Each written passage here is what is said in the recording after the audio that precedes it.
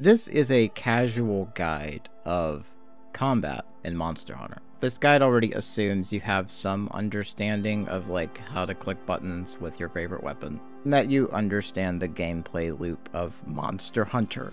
And the purpose of this guide is to help you better understand how to navigate fighting monsters by giving you better understanding of the core concepts and mechanics of combat. This is not an individual weapon guide either, as you can apply these concepts to most weapons. Ultimately though, my goal for this is that hunts that would normally take you 30 to 40 minutes will drop down to maybe half of the time that it would normally take you, so that maybe a 30-minute hunt would turn into a 15-minute hunt. And just a quick background, I have about 500 hours across 2 Monster Hunter games, and I am not a veteran of the Monster Hunter series by any means. I'm also a Gunlance main, so you already have to take what I say with a grain of salt right there, because we all know it takes a strange person to torture themselves with such a weapon as Gunlance. But I come at this game from sort of a fighting game perspective, because I used to play a lot of fighting games, particularly Smash Bros. And during Smash Bros. 4 I went to tournaments and so on.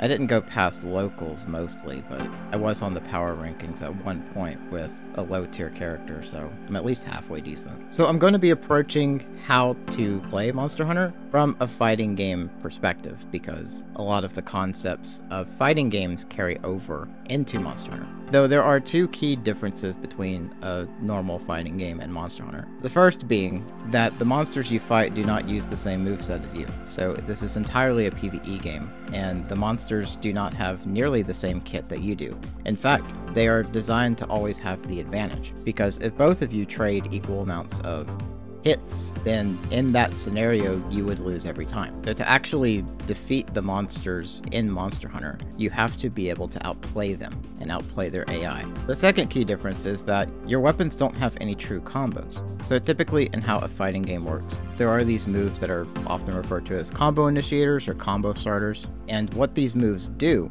is they're quick, safe options to put your opponent in hit stun so that you can get what is called a true combo on them, which a true combo is a series of inputs that when executed properly, your opponent not interrupt. So it's damage that they have to take as long as you execute the inputs properly. Monster Hunter does not have that, because currently there are no attacks from your weapons that have like guaranteed stagger.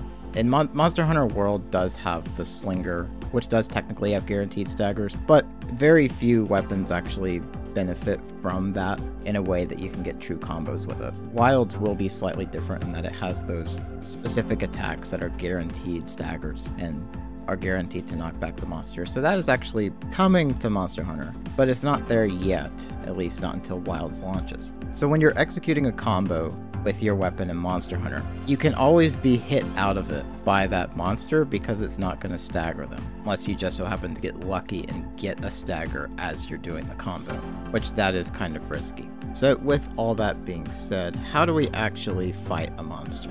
Just like a fighting game, Monster Hunter combat starts with something known as a neutral state. This is when neither of you are actually attacking each other, and the monster's basically giving you a look over. Neutral state does not happen very often in Monster Hunter, because the moment you tap a monster to get it focused on you, from that point on, it is constantly engaging. And so a good way to look at it is that once you initiate the fight, the battle music starts. The monster is constantly going to be breaking neutral for you. And that's actually an important thing to understand, because in a fighting game, one of the hardest things to do is actually break neutral in a way that is favorable for you. So if the monster is constantly being the aggressor or the initiator of combat, then you never have to go out of your way to break neutral. It's always going to do that for you. Because of that, there's 2 different ways you can approach the combat in Monster Hunter. And this is very basic, overarching stuff. Obviously, there's a lot more specifics when you get to particular weapons. But there are 2 primary play styles to approaching a fight with a big monster. The easiest is to play reactive, because every attack that a monster does typically has a decent amount of wind up on the animation so that you can tell what attack it's doing, and every attack also has a set amount of in lag after it is done. Because you don't have to break neutral, it does that for you. All you have to do is let it come to you and start swinging. And as you see the attacks come, you can use iframes from your dodge, or you can use counters, or you can use blocks depending on your weapon to avoid taking damage and then get a punish, where you do damage during the end lag of the monster's attack. So for an example, you can dodge into certain attacks to avoid the hitbox entirely, and this may be like a 2-stage attack where the monster is still stuck in animation attacking a particular direction, but now that you dodge through it, you have a window of opportunity to get free damage very safely without actually taking any damage back. This is the defensive playstyle for Monster Hunter, where the majority of your damage comes from punishing in lag. And weapons that do this really well are things like dual blades, but there's another playstyle that is a lot harder to do and requires a lot more knowledge of that particular monster. This is the offensive playstyle that you can go for in Monster Hunter, and I like to call this the preemptive playstyle. So this is based more so on predictions, where you predict your monster's next move and you're already in a place where you can capitalize on it. This way, you are always a step ahead of where the monster is going to be, and this allows you to set up much bigger hits than you otherwise would from a reactive playstyle. Because if you're punishing in lag after a dodge, you typically don't have enough time to get your really big damage out. Whereas with a preemptive playstyle, because you already know what the monster is going to do for, say, the next 5 seconds, you can position yourself in a way that you can get a big hit off that will net you more damage than if you were just playing reactive. And a good example of a weapon that benefits greatly from this is Greatsword, because most of Greatsword's damage comes through charge slashes, but to get those requires a lot of planning and positioning to make sure you're actually going to be able to get it off. Now, you can sort of get there with reactive play if you're using the shoulder rush to armor through attacks, but it is easier to get true charge slashes with a more preemptive playstyle. But preemptive is harder because it takes a lot more knowledge of the monster and what moves it typically goes for and how those moves work. Whereas reactive is probably best for the first time you fight a monster, whereas after like the 50th or 100th time you fought this monster, preemptive becomes much more viable. So that is your offensive and defensive playstyles. And that is the core of combat in Monster Hunter. Now there's a lot more options that you can go for that are very weapon specific. For example, weapons like Lance and Gun Lance can actually play more defensive than just reactive because they have that big shield that can soak hits. But essentially, most of what you do with a weapon will fall into one of those two categories. And once you understand how to use these playstyles with your weapon, you will start to get a better understanding of how to actually control the fights into your favor. Because when the monster is targeting you, it is always going to be throwing attacks your way. It will be doing that constantly without hesitation until you're dead. Because of that, technically you are always in control of the fight, because there is never an opportunity where it stops attacking to wait out your next move so it can punish you. If you are getting punished by monster attacks, then you are probably doing it wrong. Now obviously in the background footage, I get hit a bunch of times by stuff, because while it's easy to explain, it's very difficult to execute, because Monster Hunter's difficulty is quite high compared to most games. Because as I said before, the monster technically has the advantage, if you try to play fair, that is. But the whole point of the reactive and preemptive playstyles is to get to where you actually play in a very unfair way, that the monster can never really touch you. Because once you know your iframes, you know the optimal punishes for the attack that the monster does, you can effectively never get touched. If you're perfect, that is. And taking that to the extreme is how you speedrun. But to put it in a way that works more for casual play, just keep in mind that every time a monster does an attack, there is always an opportunity to get damage on the monster safely.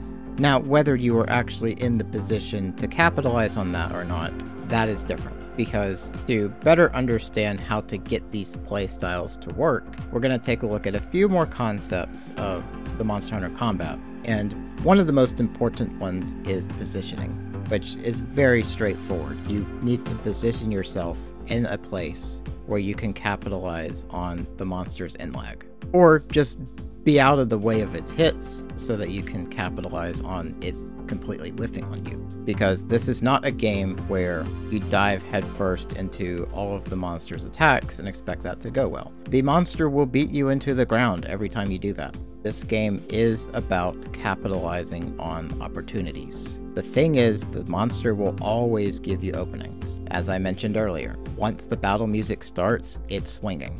And it doesn't stop swinging until you're dead. You can exploit this by positioning yourself to not get hit by certain hits, but also to do damage in the process. Now, different weapons position different ways. As an example, some weapons have fade slashes where you can position backwards while also executing an attack, and that sometimes can set up for some big damage if you manage to use that to dodge a big hit. So as the monsters get harder, learning positioning becomes more and more crucial, because some monsters have ridiculous hitboxes and have the floor is lava moments, which can make positioning very tricky. For me, the hardest part of positioning is understanding when you actually have positioned yourself properly to get damage off. Because you may think you have a great opportunity to go for, say, a true charge slash, when in reality, you just got yourself carded because the monster turned around and smacked you. So obviously some knowledge and proficiency of your weapon does matter, and knowing when you can capitalize on hits with your weapon, which varies for every weapon. Some weapons benefit more from capitalizing in different ways. So some weapons are actually better preemptive, like Greatsword, and some are better reactive, like Dual Blades. Another part of positioning is hit zones. So every monster has a weak spot where they take more damage. Now, if you're using Gunlance, this doesn't matter nearly as much, but for most weapons, you want to target the ideal hit zone for your weapon. Generally speaking, the head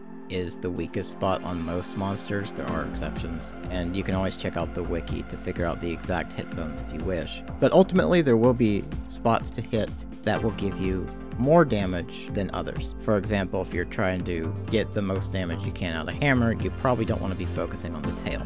Positioning, of course, plays a big role in figuring out how to get into a place where you can actually hit the monster's head. Another thing to keep in mind with positioning is weapon range. So weapons like Sword and Shield and Dual Blades don't have a lot of reach, whereas Switch Axe or Charge Blade do have a lot of reach. So those can swing really high and target the monster in ways that Dual Blades could never reach. Now, because of that, those attacks are typically kind of slow and require a bit more thought to position properly. But it is an extra option in your toolkit that certain weapons have to reliably get damage off onto the monster. So positioning, obviously very important. Another important thing is knowing your high damage combos. So every weapon has a set of attacks that does more damage than, say, your basic attacks. For a weapon like Sword and Shield, it's going to be your perfect rush combo, which you do that out of the backstep. Greatsword, it's your true charge slash. For Hammer, it's the bonk combo. These are all attacks that you typically don't just get off unless you are very good at playing preemptively.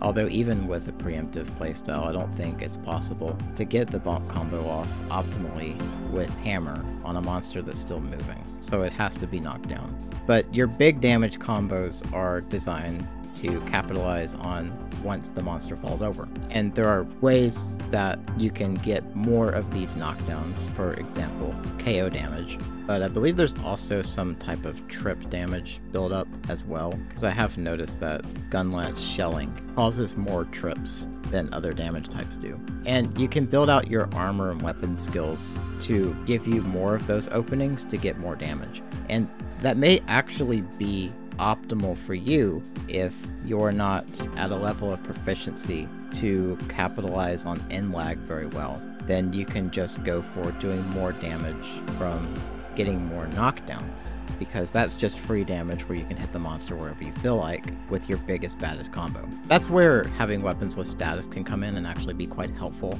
I know a lot of people may say that statuses technically are not as optimal as just doing a raw damage build, blah blah blah.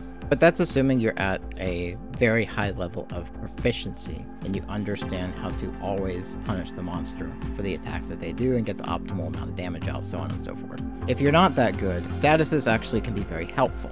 I know in World/Iceborne Poison, for example, it slows down the monster so that you have better attack windows that can give you more damage out because the monster has more end lag on its attacks. Paralysis and Sleep both stop the monster in its tracks, giving you the option to just go ham and use your big combos or big wake-up attack. And depending on your level of skill, it could very well be more optimal for you to run status weapons instead of damage weapons. And the same thing goes for your skills. It may be better for you to run more defensive skills that give you better opportunities to do damage, rather than just spec entirely into offense. So if you took those offensive skills and put them into, say, evade skills or stamina skills, or power prolonger for certain weapons, you can technically get more damage out if those more defensive options cause you to get more opportunities for damage. Because while I understand that it's easy to look at speedruns and think, oh, well, I need to do a full heroics build, otherwise I'm not going to do enough damage. There's a good chance that maxing out evade window will actually be more beneficial to you and nets you faster times than maxing out heroics. Because if you want to play this game, you know, casually, since this is a more casual guide, you're going to want skills that make it easier for you to get openings. Because if you don't have 3,000 hours in this Monster Hunter game, there's a good chance you're not going to look like a speedrunner. So it's very important you find skills that actually help you get more damage out consistently. But if you don't know which ones to go for, stamina skills and evade skills are always good. You can run those on any weapon. So that's evade extender, evade window, constitution, and stamina surge. But also the survival skills are very good. So things like health boost and divine blessing, as well as recovery up and such. You may not think those can net you more damage, but if it keeps you from carding, it technically does give you more damage, because you don't do any damage when you're dead. So don't just spec into offensive skills expecting those to net you more damage. When you're constantly getting beat out of attacks by the monster, you probably want defensive skills. That will probably net you faster times, which is the goal. You don't want hunts to take forever in Monster Hunter. I remember the first time fighting a Matsu, it took me like 47 minutes. That was painful. And it's more satisfying when hunts don't take that long. One final thing that I will get into with Monster Hunter combat is take advantage of opportunities where you don't actually have to fight the monster to do damage. Depending on your Monster Hunter game, there are a variety of hazards in the world that you can capitalize on to get extra damage off, whether that's dropping rocks on the monster or starting turf wars. There are ways you can do damage that do not require you to actively fight the monster. And if you rely on those tactics in order to get damage out, then it would be beneficial for you to use equipment skills that benefit that. So in World, for example, that would be like Slinger ammo up, Slinger capacity, whatever it's called. Or the skill that reduces the cooldown on mantles. That could be very helpful. If your playstyle, for example, relies a lot on Rocksteady mantle, speccing into those things can technically get you more damage than speccing into offensive skills, depending on your level of proficiency with the base level combat of Monster Hunter. Which is why I started with the whole preemptive reactive stuff, because that's the core of Monster Hunter combat and the flow of the game. But while you're still learning those things, it can be helpful to use these other options, such as evade skills and vitality skills, in order to get more consistent damage off. Because the thing is, if you're not a speedrunner, if you're not a hardcore veteran of the game, then these more comfortable defensive skills will oftentimes net you more reliable hunt times than the offensive skills will, which can save you time in the long term. I know it's easy to look at the speedruns and think, wow, I wish I could get hunt times down to that small amount. But if speedruns factored total play hours, you would realize how inefficient speedruns actually are because of how much time it takes to actually get the times that low. But this is for casual play, so the goal is to minimize the amount of time spent actually hunting monsters so that you're actually enjoying the hunts instead of feeling like it's such a slog.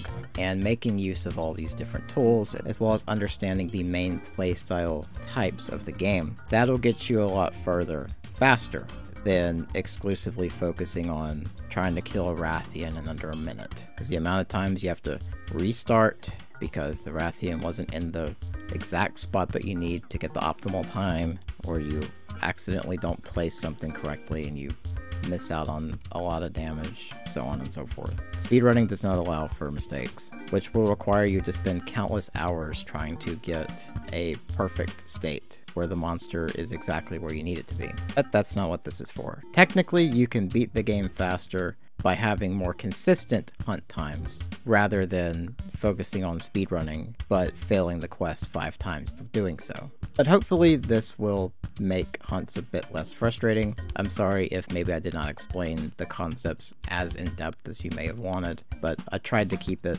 as basic as I could without going too far into it. But I can make dedicated videos explaining the individual concepts more in detail if necessary, but this is more so a general overarching. This is kind of the stuff you need to focus on if you're gonna try to optimize your hunt times. And it's not optimization to the point of speedrunning, it's optimization to the point of less frustration, to make hunts more convenient and generally make the game feel more enjoyable to play. Because failing a quest a bajillion times is no fun, but hopefully this will give you a better grasp on maybe what you're doing wrong if you're not exploiting all of the options the game gives you. Hopefully Monster Hunter will be more enjoyable, and you will be more prepared for Wilds as well, because I'm pretty sure that because of all the new options they're giving you in Wilds is going to be a hard game. So it will be helpful for you to make use of all the mechanics that they give you, as well as get a basic grasp of the combat. I hope this helped, and